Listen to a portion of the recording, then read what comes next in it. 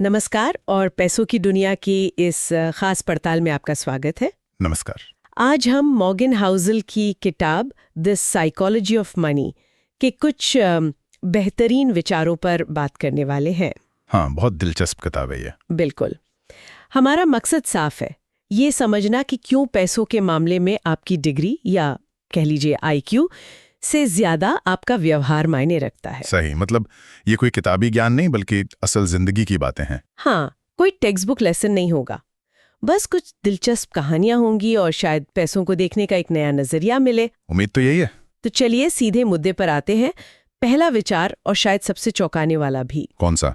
यही कि पैसों के साथ कामयाबी इस बात पर कम निर्भर करती है कि आप कितना जानते हैं और इस बात पर ज्यादा कि आप व्यवहार कैसे करते हैं। ये सुनने में थोड़ा अजीब लग सकता है शुरू में। हाँ, लगता है, लेकिन दो कहानियां हैं जो इसे बिल्कुल साफ कर देती हैं। एक तरफ है रोनाल्ड रीड। अच्छा, वो चौकीदार वाली कहानी। हाँ, एक साधारण से चौकीदार और गैस स्टेशन अटेंडेंट जिन्होंने चुपचाप किसी को बताए बिना करोड़ों डॉलर जमा कर लिए। सोचिए जरा। उन्होंने कोई फैंसी डिग्री नहीं ली, कोई हाई प्रोफाइल नौकरी भी नहीं की, बस अपनी छोटी छोटी बचत को दशकों तक अच्छी ब्लू चिप कंपनियों के शेयरों में लगा के रखा। ब्लू चिप मतलब बड़ी जानी मानी कंपनियां। बिल्कुल। और जब 92 साल की उम्र में उनकी मृत्यु हुई तो पता चला कि भाई उनके पास $8 मिलियन से ज्यादा की संपत्ति थी। कमाल है। और उन्होंने ज्यादातर पैसा दान कर दिया है ना? हाँ, वही तो। अब दूसरी तरफ देखिए, एक बिल्कुल विपरीत कहानी। जिसकी? रिचर्ड फुस्कोन, हार्वर्ड से एमबीए, बेहद पढ़े लिखे, सफल टेक एग्जीक्यूटिव, फाइनेंस की दुनिया का बड़ा नाम। आलीशान जिंदगी। हाँ, इनके बारे में सुना है। लेकिन 2008 का जो वित्तीय संकट आया, उसमें वो पूरी तरह दिवालिया हो गए। अरे, ऐसा क्यों हुआ?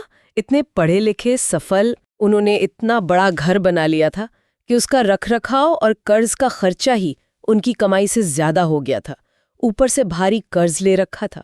मतलब बुद्धि की कमी नहीं थी, सफलता भी थी, पर नतीजा बर्बादी। ये दोनों कहानियां तो वाकई पैसों के बारे में हमारी सोच को हिला देती हैं, है ना? हाँ, रोनाल्ड रीड ने ये दिखा दिया कि वित्तीय सफलता कोई बहुत जटिल स्ट्रेटेजी या असाधारण बुद्धि का खेल नहीं है। तो फिर क्या है? ये ज्यादातर धैर्य, अनुशासन और अपनी भावनाओं पर काबू रखने जैसी सॉफ्ट स्किल्स का मामला है।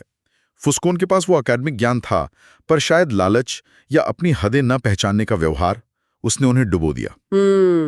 रीड ने सादगी चुनी और लंबे समय तक टिके रहने का रास्ता अपनाया, और देखिए वो ज्यादा टिकाऊ साबित हुआ। तो आप कह रहे हैं कि आप कितने होशियार हैं इससे ज्यादा जरूरी है कि आप कितने समझदार और अनुशासित हैं। बिल्कुल, व्यवहार ही राजा है पैसों के मामले में। ठीक है, ये व्यवहार वाली बात तो समझ में आती है, लेकिन क्या इसमें किस्मत का कोई हाथ नहीं होता? मतलब क्या सिर्फ अच्छे व्यवहार से ही सब कुछ हो जाता है? नहीं, ये बहुत जरूरी सवाल उठाया आपने। यहीं पे भाग्य और जोखिम, मतलब लक और रिस्क की भूमिका आती है। अच्छा, कैसे? बिल गेट्स की कहानी देखिए। वो असाधारण रूप से बुद्धिमान है, मेहनती, इसमें कोई शक नहीं। हाँ, बिल्कुल। लेकिन उनकी कहानी में भाग्य का भी एक बहुत बड़ा हाथ था। उन्हें लेक साइड स्कूल में पढ़ने का मौका मिला। हाँ, सुना है ये उस समय मतलब 1968 में दुनिया के उन गिने चुने स्कूलों में से था जहां कंप्यूटर था। हाँ। सोचिए ये कितना बड़ा संयोग था। लाखों में एक। सच में लाखों में एक मौका। और उनके एक दोस्त भी थे, केंट एवांस। हाँ, केंट एवांस। गेट्स खुद मानते हैं कि केंट भी उतने ही होनहार थे, कंप्यूटर का वैसा ही जुनून था। शायद माइक्रोसॉफ्ट के सफर में वो उनके साथ होते। लेकिन स्कूल खत्म होने से ठीक पहले पहाड़ चढ़ते हुए एक दुर्घटना में उनकी मौत हो गई। एक पल में सब खत्म।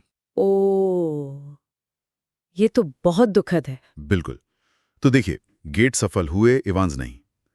क्या यह सिर्फ मेहनत या काबिलियत का फर्क था? नहीं, इसमें जोखिम और दुर्भाग्य का बहुत बड़ा हाथ था। इसका मतलब ये नहीं कि मेहनत बेकार है, मेहनत बहुत जरूरी है, लेकिन हमें ये मानना होगा कि सफलता और असफलता के पीछे कुछ ऐसी ताकतें भी काम करती हैं जो हमारे नियंत्रण में नहीं हैं। तो मतलब किसी की सफलता का सारा श्रेय उसकी मेहनत को देना या किसी की असफलता का सारा दोष उस पर डाल देना? दोनों ही शायद सही नहीं है। हर सफल कहानी के पीछे थोड़ा भाग्य का साथ होता है और हर असफलता के पीछे जोखिम का हाथ हो सकता है। इसीलिए थोड़ी विनम्रता जरूरी है सबके लिए।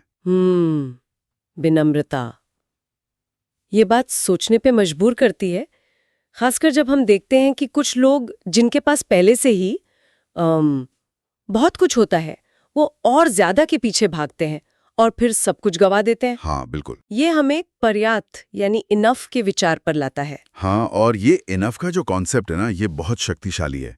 एक बड़ा मशहूर किस्सा है लेखक कर्ट वॉनिगुट और जोसेफ हेलर का। हाँ, बताइए ना। वो एक अमीर आदमी की पार्टी में थे, तो वॉन्यूगेट ने हेलर से मजाक में कहा, देखो अपना मेजबान जो है इसने शायद एक दिन में उतना कमा लिया जितना तुमने अपनी बेस्ट सेलिंग किताब कैच-22 से जिंदगी भर में कमाया होगा। अच्छा, फिर हेलर ने क्या कहा? हेलर का जवाब शानदार था।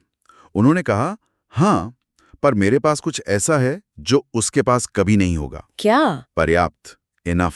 वाह, मेरे पास पर्याप्त है। ये कितनी कितनी गहरी बात है। सोचिए उन लोगों के बारे में जैसे रजत गुप्ता, मैकेंजी के पूर्व सीईओ या बर्नी मैडॉफ। हाँ बिल्कुल, इनके पास तो अथाह दौलत थी, इज्जत थी, सब कुछ था। फिर भी उन्हें और चाहिए था, और इसी और के चक्कर में उन्होंने अपनी इज्जत, अपनी आज़ादी और जमा पूंजी सब दांव पर लगा दिया और गवा बैठे।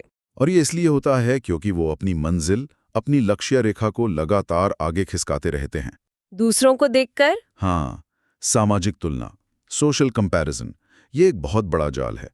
आप हमेशा किसी ऐसे व्यक्ति को ढूंढ सकते हैं जिसके पास आपसे ज्यादा पैसा हो।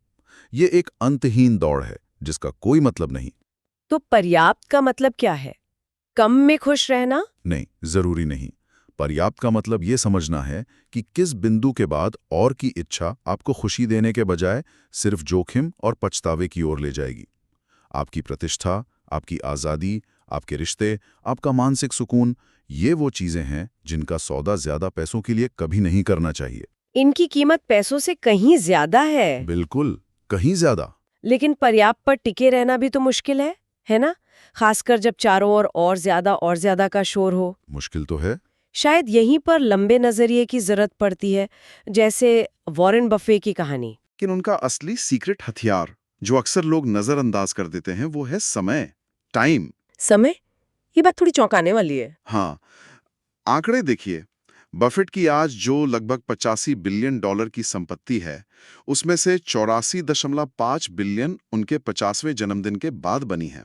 50वें जन्मदिन के बाद? हाँ, और उसमें से भी ज्यादातर पैसा 60 साल की उम्र के बाद बना है। अच्छा। सोचिए, अगर उन्होंने 30 की उम्र में शुरुआत की होती और 60 की उम्र में रिटायर हो गए होते, जैसा कि ज्यादातर लोग सोचते हैं, तो उनकी आज की दौलत का 99.9% हिस्सा होता ही नहीं। बाप रे, मतलब वो करोड़पति तो होते पर अरबपति नहीं। बिल्कुल। उनका असली राज है दशकों तक टिके रहना, धैर्य रखना। ये चक्रवृद्धि का जादू, ये समझना इतना आसान क्यों नहीं है? क्योंकि ये सहज ज्ञान युक्त नहीं है। हमारा दिमाग आमतौर पर सीधी रेखा में सोचता है, लीनियर, लेकिन चक्रवृद्धि काम करती है घातांकीय रूप से, एक्सपोनेंशियली। कोई उदाहरण है इसे समझने का? हाँ, हिमयुग का उदाहरण सोचिए, आइस एजेस। ठीक है। हिमयुग किसी एक बहुत ज्यादा बर्फीली सर्दी की वजह से नहीं आए, वो उन गर्मियों की वजह से आए जो इतनी ठंडी थीं कि पिछली सर्दी की सारी बर्फ पिघल नहीं पाई। अच्छा, थोड़ी बर्फ बच गई। हाँ, थोड़ी सी बर्फ बची, फिर अगली सर्दी में और जमी, फिर अगली गर्मी में थोड़ी और बच गई, और धीरे धीरे हजारों सालों में बर्फ जमा होती गई और पूरी पृथ्वी को ढक लिया। मतलब छोटी शुरुआत, लेकिन लगातार लंबे समय तक। एग्जैक्टली। अच्छे निवेश का मतलब हमेशा ये नहीं होता कि आप सबसे ज्यादा रिटर्न कमाएं, बल्कि इसका मतलब है ठीक ठाक अच्छा रिटर्न कमाना जिसे आप लगातार बिना रुके सबसे लंबे समय तक बनाए रख सकें। टिके रहना जरूरी है। तो इसका मतलब हुआ कि सिर्फ पैसा बनाना ही काफी नहीं है, उसे बनाए रखना भी उतना ही या शायद उससे भी ज्यादा जरूरी है। बिल्कुल सही। ये अमीर बनने और अमीर बने रहने का फर्क है। दो अलग अलग चीजें हैं ये। कैसे? देखिए, अमीर बनने के लिए अक्सर आपको आशावादी होना पड़ता है ना? थोड़ा जोखिम उठाना पड़ता है। हाँ। सोचिए जेसी लिवरमोर के बारे में। 1929 का जो स्टॉक मार्केट क्रैश हुआ था, हाँ। उसमें उन्होंने शॉर्ट सेलिंग करके, मतलब बाजार गिरने पर दांव लगाकर आज के हिसाब से अरबपति बन गए थे। बड़ा जोखिम लिया, बड़ा इनाम पाया। लेकिन उनका अंत अच्छा नहीं हुआ है ना? नहीं, वो बाद में कई बार दिवालिया हुए और आखिर में उन्होंने आत्महत्या कर ली। ओह। दूसरी तरफ अब्राहम जर्मन्स्की थे। वो भी एक बड़े निवेशक थे, लेकिन उसी 1929 के क्रैश में अपनी सारी संपत्ति गंवा बैठे। तो अमीर बनना और बने रहना, ये दो अलग अलग स्किल्स हैं। हाँ, अमीर बने रहने के लिए आशावाद के साथ साथ थोड़ी मितव्ययिता, मतलब फ्रूगल होना, और थोड़ी सी क्या कहते हैं, घबराहट, थोड़ी सी चिंता, जिसे लेखक पैरानोया कहते हैं, उसकी जरूरत होती है। पैरानोया मतलब ये समझना कि आपने जो कमाया है वो सिर्फ आपकी काबिलियत का नतीजा नहीं है, उसमें किस्मत और जोखिम का भी खेल है, और वो उतनी ही तेजी से जा भी सकता है। अच्छा। इसलिए जीवित रहना मतलब फाइनेंशियल सर्वाइवल वो सबसे पहली प्राथमिकता होनी चाहिए, पैसा गंवाना नहीं है। वॉरेन बफेट का उदाहरण फिर से आता है यहाँ। हाँ, बफेट और चार्ली मंगर की कहानी में एक तीसरा साथी भी था, रिक गुएरन। अच्छा। वो भी उतना ही होशियार था, लेकिन उसे जल्दी अमीर बनना था, बहुत जल्दी। तो उसने कर्ज लेकर मतलब लेवरेज या मार्जिन पर बाजार में पैसा लगाया। और फिर जब 1973-74 में बाजार बुरी तरह गिरा तो मार्जिन कॉल्स आ गईं। उसे अपने बर्कशायर हैथवे के शेयर बहुत ही कम दाम पर बफेट को बेचने पड़े और वो खेल से बाहर हो गया, बर्बाद हो गया। जबकि बफेट और मंगर टिके रहे। हाँ, क्योंकि इन्होंने ऐसा जोखिम नहीं लिया था जिससे वो खेल से ही बाहर हो जाएं। देखिए, जीवित रहना ही चक्रवृद्धि को अपना जादू दिखाने का मौका देता है। आपको मैदान में बने रहना होगा लंबे समय तक। मैदान में बने रहना, ये स्वतंत्रता से कैसे जुड़ता है? क्या पैसे का असली मकसद आजादी पाना है?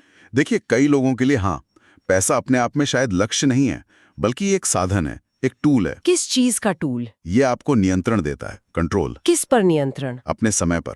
सबसे महत्वपूर्ण, ये तय करने की आजादी कि आप क्या करना चाहते हैं, कब करना चाहते हैं, किसके साथ करना चाहते हैं और कितनी देर तक करना चाहते हैं, बिना किसी से पूछे। ये तो बहुत बड़ी बात है। हम मिशिगन विश्वविद्यालय के एक मनोवैज्ञानिक थे, एंगस कैंपबेल। उन्होंने सालों तक शोध किया खुशी पर। अच्छा, क्या पाया उन्होंने?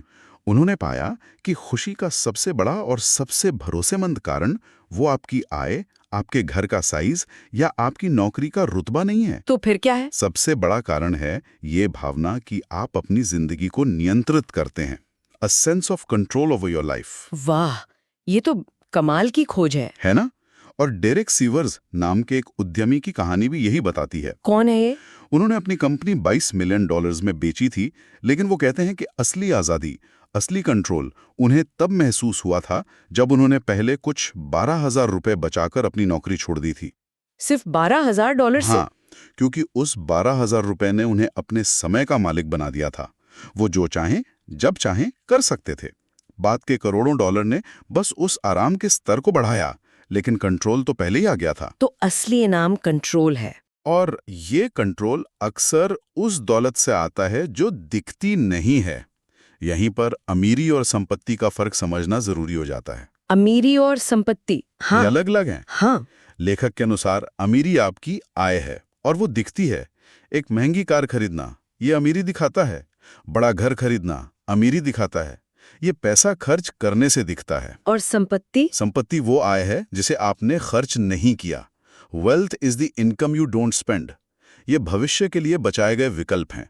ये अनदेखी दौलत है, हिडन वेल्थ। मतलब जो महंगी फरारी चला रहा है वो अमीर दिख सकता है, लेकिन जरूरी नहीं कि वो संपत्ति वाला हो सकता है उसने अपनी सारी कमाई या कर्ज लेकर वो कार खरीदी हो। बिल्कुल, हो सकता है उसकी नेटवर्थ नेगेटिव हो। असली संपत्ति अक्सर छिपी होती है। ये वो पैसा है जो शेयर बाजार में लगा है या रियल एस्टेट में है या बैंक में बचत के रूप में पड़ा है, जिसे आज खर्च नहीं किया गया ताकि कल ज्यादा विकल्प मिल सकें, ज्यादा सुरक्षा मिल सके या ज्यादा आजादी मिल सके। लोग अक्सर अमीर दिखने के चक्कर में संपत्ति बनाने से चूक जाते हैं। यही होता है, वो उस पैसे को खर्च कर देते हैं जिसे बचाया जा सकता था, जिसे संपत्ति बनाया जा सकता था। ये बहुत दिलचस्प है। ये हमारे फैसलों के बारे में सोचने पर मजबूर करता है। क्या हमें हमेशा सबसे तर्कसंगत मतलब एकदम रैशनल फैसला लेना चाहिए या कभी-कभी व्यावहारिक मतलब रीजनेबल होना बेहतर है? ये एक और बहुत अहम नुक्ता है इस किताब का। क्या? कि वित्तीय निर्णय लेते समय पूरी तरह से ठंडे दिमाग से एकदम तर्कसंगत होने की कोशिश करने से बेहतर है कि आप व्यावहारिक हों, रीजनेबल बने। कोई उदाहरण? हाँ, एक पुराना मेडिकल किस्सा है। डॉक्टरों ने पाया कि मलेरिया से जो तेज बुखार आता है ना, हाँ, वो सिफिलिस के बैक्टीरिया को मार सकता था। सिफिलिस एक गंभीर बीमारी थी उस जमाने में। अच्छा। तो तर्कसंगत रूप से देखें तो सिफिलिस के मरीज को मलेरिया देना एक इलाज हो सकता था, है ना? सुनने में तो लॉजिकल लगता है। लेकिन क्या ये व्यवहारिक था, रीजनेबल था? बिल्कुल नहीं। मलेरिया खुद एक जानलेवा बीमारी है और उसका अनुभव, वो तेज बुखार, कंपकपी, वो बेहद दर्दनाक होता है। तो तर्कसंगत होते हुए भी ये व्यवहारिक नहीं था। समझ गया। और फाइनेंस में इसका क्या मतलब है? हैरी मार्कोविट्स का उदाहरण लीजिए। इन्होंने पोर्टफोलियो थ्योरी के लिए नोबेल पुरस्कार जीता था। मॉडर्न फाइनेंस के पितामह माने जाते हैं। हाँ, बड़ा नाम है। उन्होंने खुद माना कि जब उन्होंने अपने रिटायरमेंट के पैसे निवेश किए तो उन्होंने गणितीय रूप से जो सबसे सही ऑप्टिमल आवंटन था वो नहीं चुना। अरे, नोबेल विजेता ने ऐसा किया? हाँ, उन्होंने अपने पैसे को सीधा सीधा 50% शेयरों और 50% बॉन्ड में बांट दिया। क्यों? ये तो शायद ऑप्टिमल नहीं था उनके मॉडल के हिसाब से। नहीं था, लेकिन उन्होंने कहा कि ये तरीका उन्हें भविष्य के पछतावे से बचाता था। अगर शेयर बाजार गिरता तो बॉन्ड उन्हें सहारा देते, अगर बॉन्ड अच्छा नहीं करते तो शेयर संभाल लेते। इस 50-50 तरीके से उन्हें रात को चैन की नींद आती थी। ये पूरी तरह तर्कसंगत नहीं था, पर उनके लिए व्यवहारिक था, रीजनेबल था।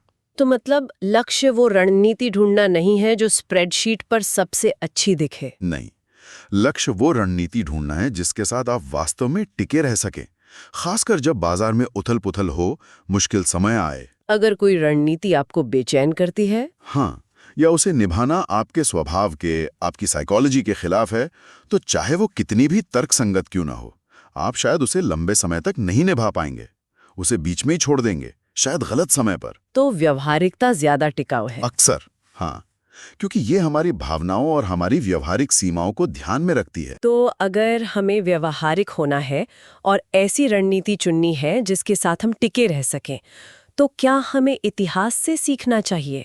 क्या अतीत हमें भविष्य का रास्ता दिखा सकता है? यहीं पर मामला थोड़ा पेचीदा हो जाता है।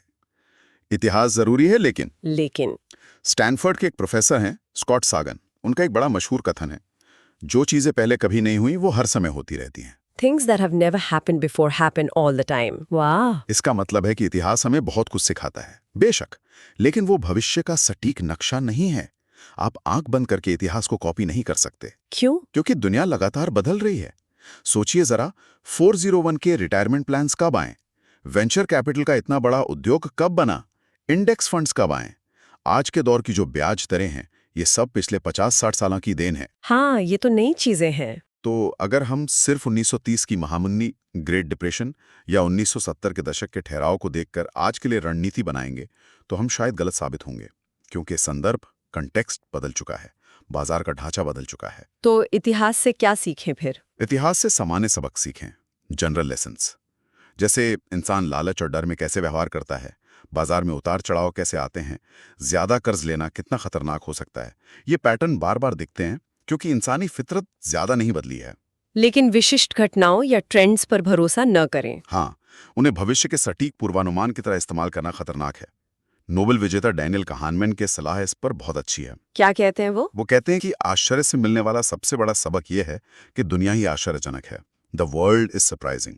हमें हमेशा अप्रत्याशित के लिए, अनएक्सपेक्टेड के लिए कुछ गुंजाइश रखनी चाहिए अपनी सोच में, अपनी योजनाओं में। और शायद सबसे बड़ा अप्रत्याशित बदलाव वो खुद हमारे अंदर आता है।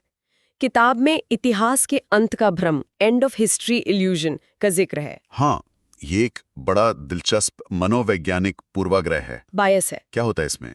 हम सब मानते हैं कि हम अतीत में तो बहुत बदले हैं, हमारी सोच, हमारी पसंद, हमारे लक्ष्य, सब कुछ। हाँ, ये तो सच है। लेकिन हम ये भी मानते हैं कि भविष्य में हम ज्यादा नहीं बदलेंगे। हम सोचते हैं कि आज जो हमारे लक्ष्य हैं, जो हमारी पसंद नापसंद है, वही हमेशा रहेगी। आज का मैं ही फाइनल मैं हूं। लेकिन ऐसा होता नहीं है। नहीं, शोध दिखाता है कि ये गलत है। 10 साल बाद आप शायद आज से बहुत अलग व्यक्ति होंगे।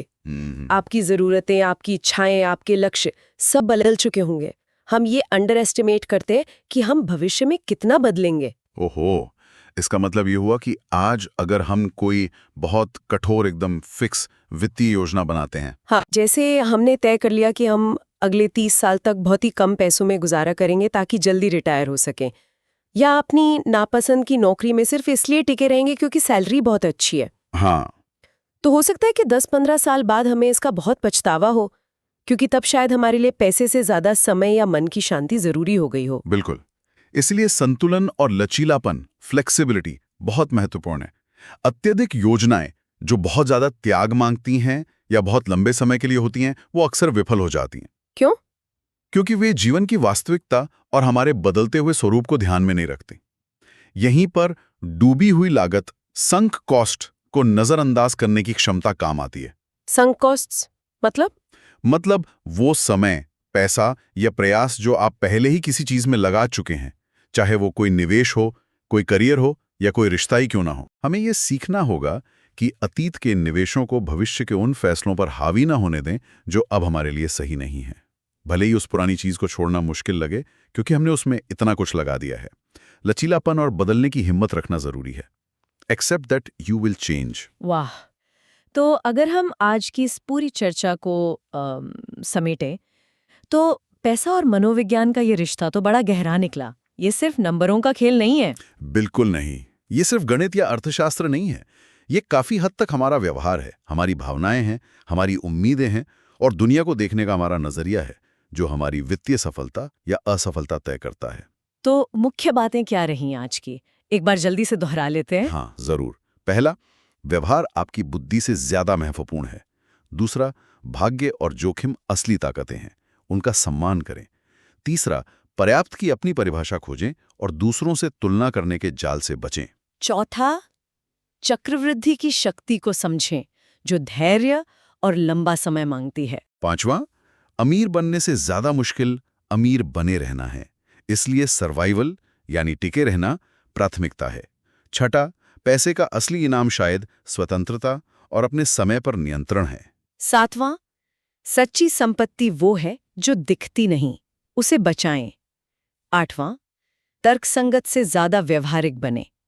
नौवां, इतिहास से सामान्य सबक सीखें, पर आश्चर्य के लिए हमेशा तैयार रहें।